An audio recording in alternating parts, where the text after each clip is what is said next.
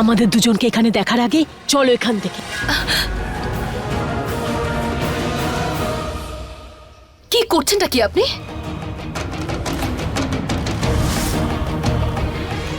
জানকী, তাই না? ঠিক চিনেছি। ব্যাস একবার, শুধু একবার তুমি নিজে থেকে বলো। আমি শুধু তোমার মুখ থেকে শুনতে চাই। তুমি কোনো জয়া টয়া নাও, তুমি আমাদের জানকী, প্লিজ। আমি জানি তুমি জানকী, শুধু একবার বলো, বলো তুমি প্লিজ। আমি জয়া।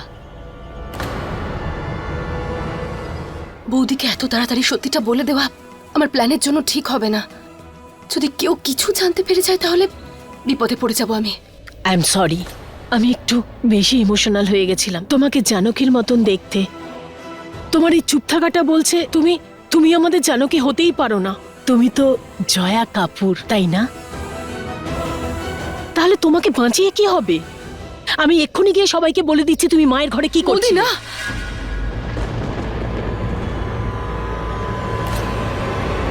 বৌদি আমি তোমার জানকী। জানকী,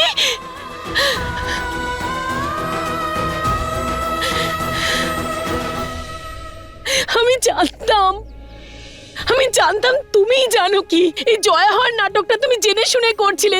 তোমাকে বাঁচাতে না পারার জন্য প্রতি মুহূর্তে আমার আফসোস হচ্ছিল। আই এম সো হ্যাপি যে তুমি বেঁচে আছো। হাসতে বলো, কেউ যেন জানতে না পারে যে আমি জানকী। কেউ জানতে পারবে না, কেউ বুঝতে পারবে না তুমি ফিরে এসেছো। I am so happy. আমি যে কতটা খুশি তোমাদের সবার মধ্যে আসতে পেরে আমি বলতে পারবো না তোমার।